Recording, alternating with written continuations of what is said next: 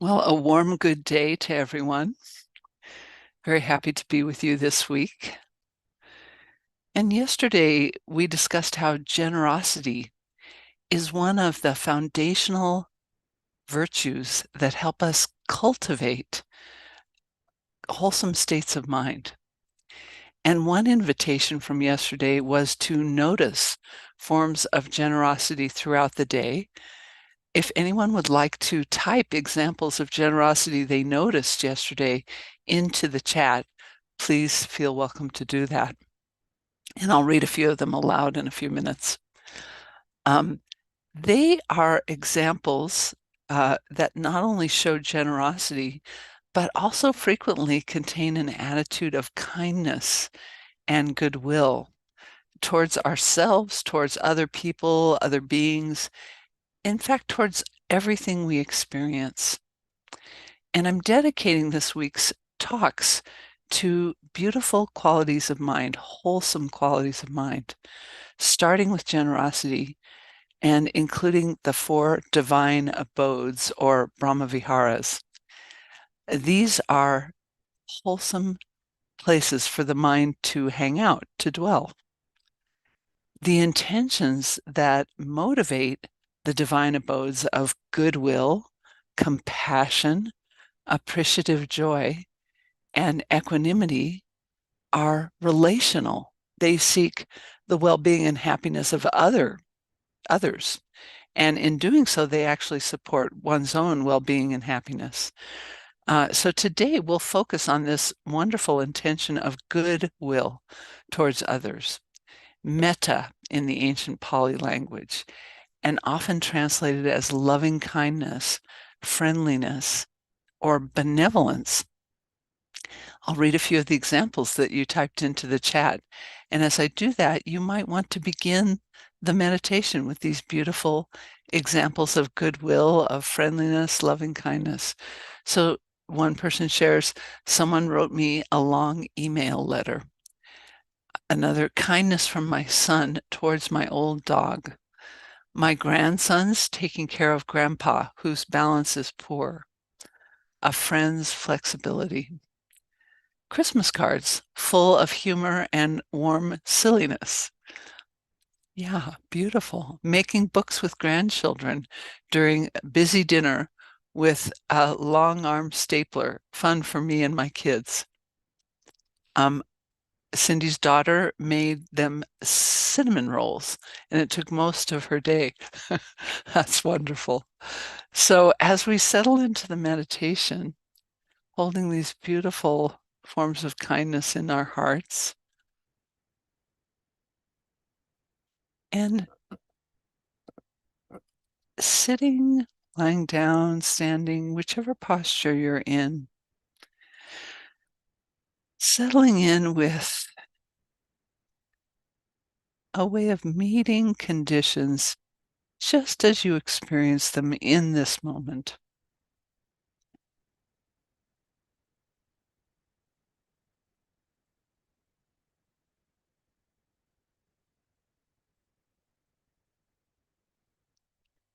Noticing sensations in the body, perhaps, and deliberately, consciously meeting that, whether it's pleasant or unpleasant, or neither, meeting any sensations that are arising with as much benevolence as is available to you right now.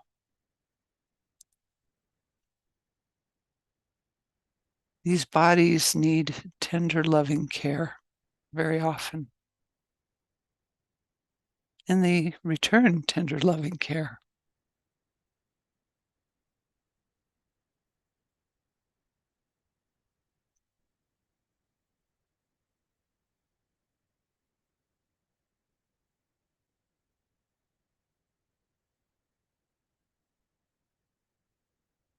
Meeting the state of mind, the heart, moods, emotions with kindness.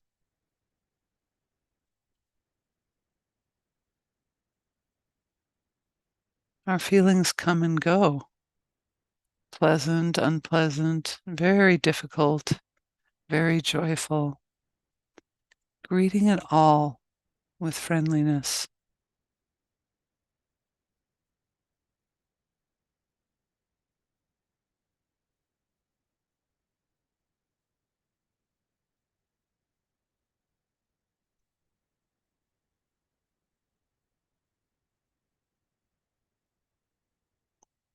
If the mind is preoccupied with something, meeting that with goodwill, not viewing thinking as the enemy, as Gil was so eloquently pointing to last week.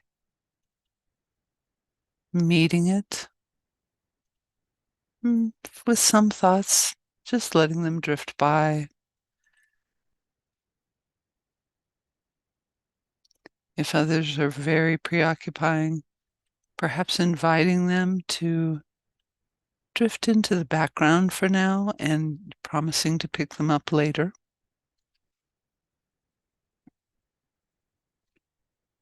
If they're important, they'll wait.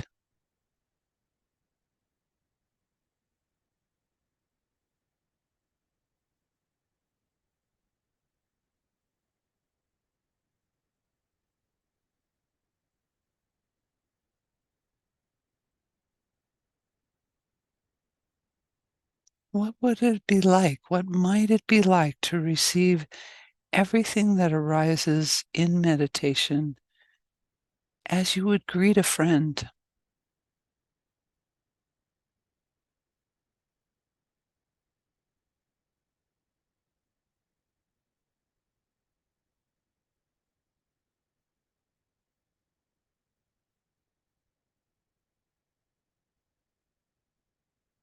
Whether this friend is bringing happy news or is sharing their most profound difficulty with us.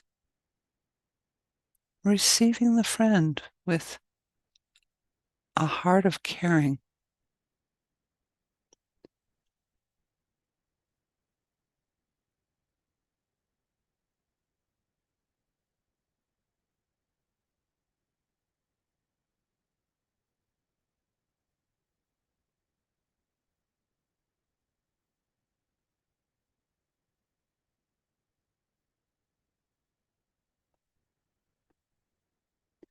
In a very kind, simple way, receiving whatever is arising in awareness in this moment,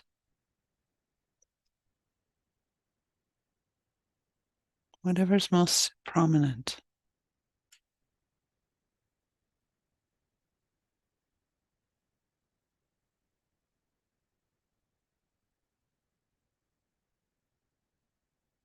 Feeling it, sensing into it.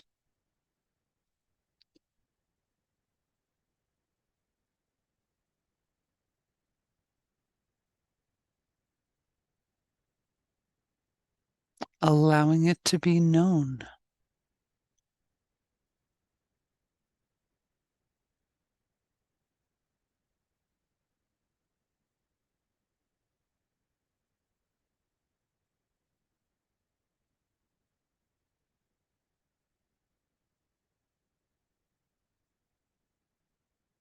And knowing what's arising at its own pace. There's no need to go out looking for things. There's no need to dig. And there's no need to push away. Simply allowing experience to arrive. Some will arrive and stay for a while. Some experience will be fleeting.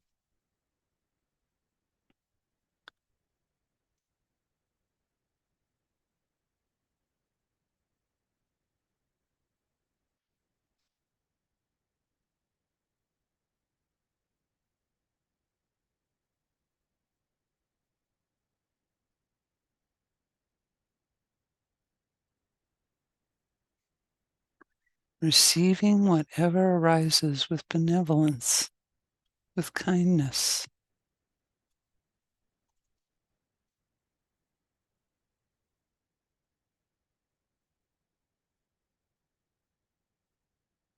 Even what's unpleasant,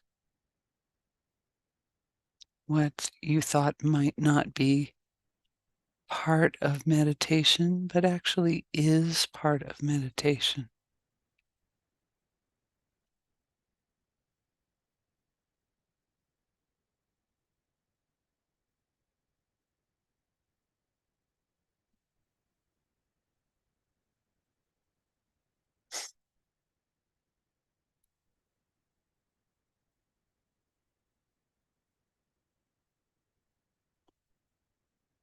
Taking your time, resting with what comes into awareness.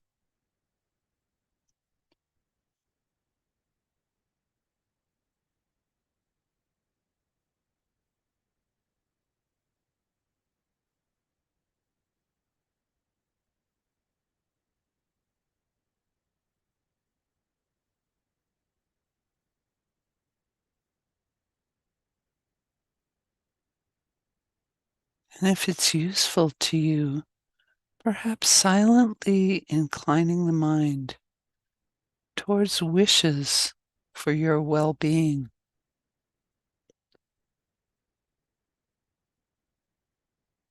They might sound like what I'll offer here, or they might be your own unique wishes. May I be free from hostility,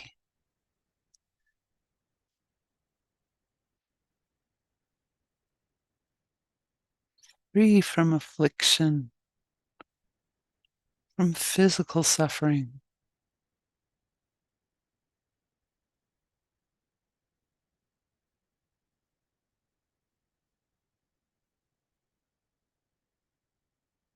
May I be free from distress,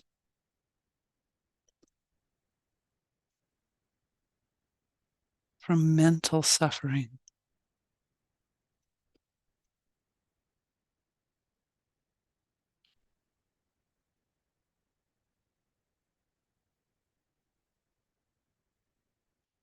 May I live happily, with ease.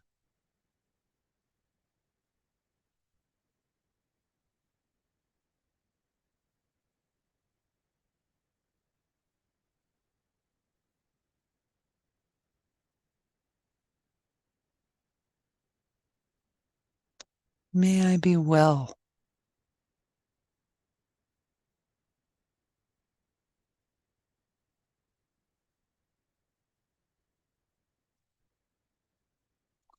May I be safe.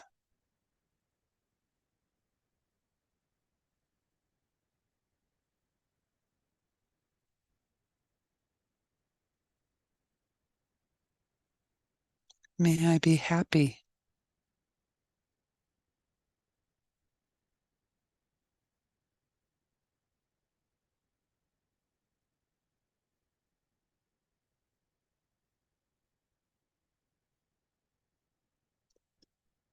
May I live with ease.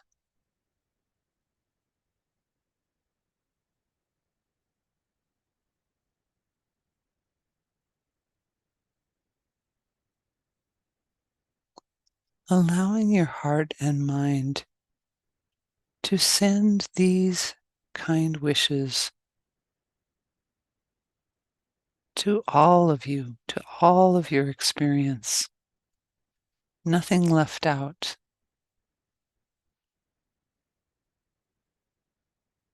Wishing for well-being, freedom from harm, inner and outer harm,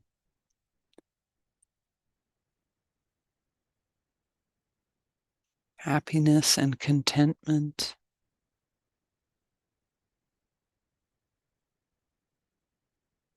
and ease.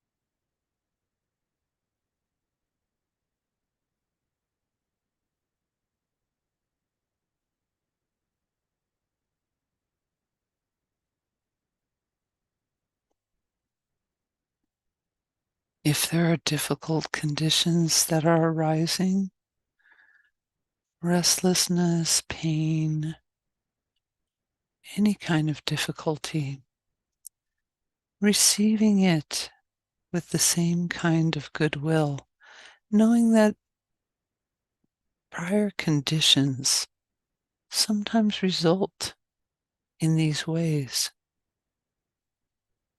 and causes and conditions come and go.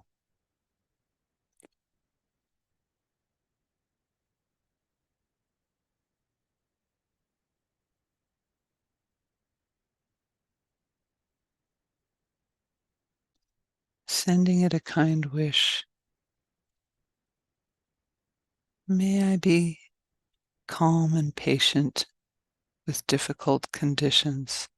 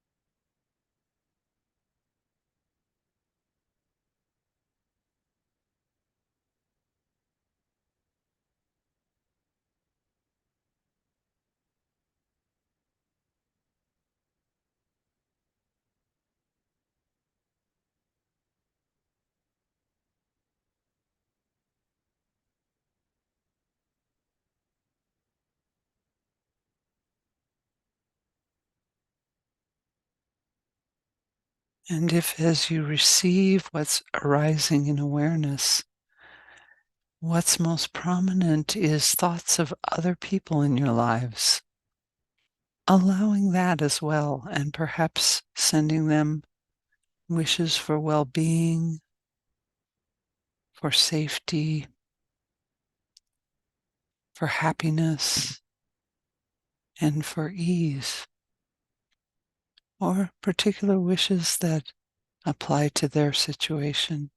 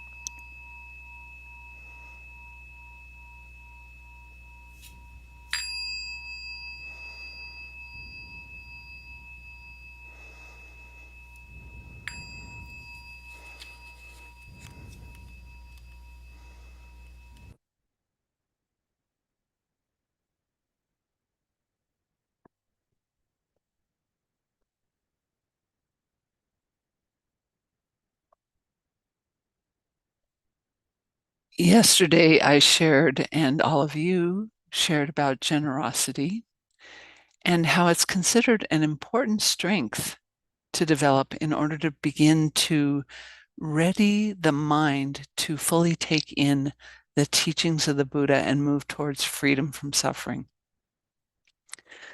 Ajahn Sucitto lists generosity as one of three fundamental trainings of the mind that we need in order to benefit from the Dharma.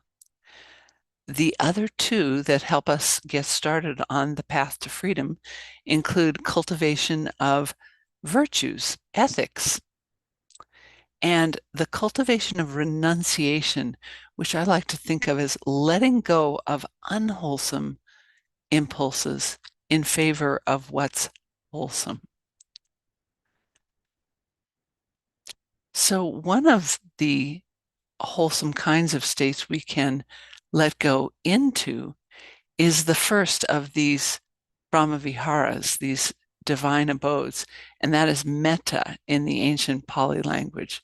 So metta can be translated as goodwill, as loving kindness, friendliness, benevolence, and it's a quality that tends to develop naturally over time with dedicated, regular practice of meditation and mindfulness.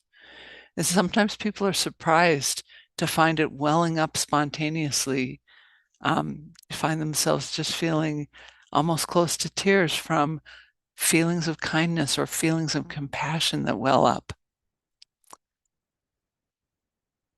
So it's also a quality that we can deliberately cultivate by inclining the mind in meditation and daily life towards these silent wishes of goodwill that we were offering in the meditation, some of us.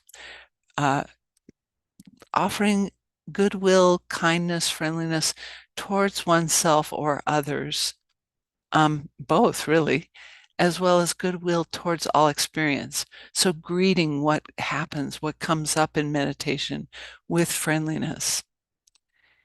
And there's this quality of kindness that rests on this fundamental kind of willingness, benevolence towards other people and towards experience. The first phrases I offered to you were from a sutta called Patisamhita Sorry, that's a mouthful. And it goes, may they be free from hostility, free from affliction, free from distress. May they live happily. Acharya Buddharikita was a monk who took ordination at the age of 26 after resigning from the military after World War II, and he became a prolific writer who established the Mahabodhi Society of Bangalore. He established schools, hospitals, hostels, and in addition, he wrote 150 books. So this is one of the generous people in the last century and the beginning of this century who offered a lot of support to people around him and to us. In an essay about metta, he pointed out that the aim of metta practice is to grow boundless with practice and to overcome all social, religious, racial, political, and economic barriers. Metta is indeed a universal, unselfish, and all-embracing love. So that's pretty amazing to hear that. We begin to understand that this practice of friendliness or kindness is aimed at nothing short of complete freedom from suffering for all of humanity without exception. It is the medicine that can heal the world. And this is why we cultivate it. It's the ultimate in ethical conduct. So I thought I'd read aloud to you Gill's translation of the Metta Sutta, and it offers a flavor of how thoroughly we can develop this loving kindness, this goodwill. And it also points to the benefits of metta, how you can reach the state of peace and no longer be caught in round after round of stress, suffering. So I'll make a few notes as I read it. The first section is actually talking about ethical conduct. To reach the state of peace, one skilled in the good should be capable and upright, straightforward and easy to speak to, gentle and not proud, contented and easily supported, living lightly and with few duties, wise and with senses calmed, not arrogant and without greed for supporters, and should not do the least thing that the wise would criticize. Notice that the last line is actually talking about renunciation, letting go of unwholesome behavior, and should not do the least thing that the wise would criticize. The next section describes the meditation or reflection we can do that leads to a collected mind, samadhi, a collected mind that's wholesome. And if you practice metta very sincerely, it does reach levels of concentration and samadhi. So one should reflect, may all be happy and secure. May all beings be happy at heart. All living beings, whether weak or strong, tall, large, medium or short, tiny or big, seen or unseen, near or distant, born or to be born, may they all be happy. Let no one deceive another or despise anyone anywhere. Let no one, through anger or aversion, wish for others to suffer. And the final section has to do with making a total commitment to metta, to goodwill for everyone, for society as a whole. As a parent would risk their own life to protect their child, their only child, so towards all beings should one cultivate a boundless heart. With loving kindness for the whole world should one cultivate a boundless heart. Above, below, and all around, without obstruction, without hate, and without ill will. Standing or walking, sitting or lying down, whenever one is awake, may one stay with this recollection. This is called sublime abiding here and now. One who is virtuous, endowed with vision, not taken by views, and having overcome all greed for sensual pleasure, will not be reborn again. I love this sutta. I memorized it about 16 years ago. And for many years, I would say it every morning, first thing in the morning, mentally recite it and reflect on what it was saying.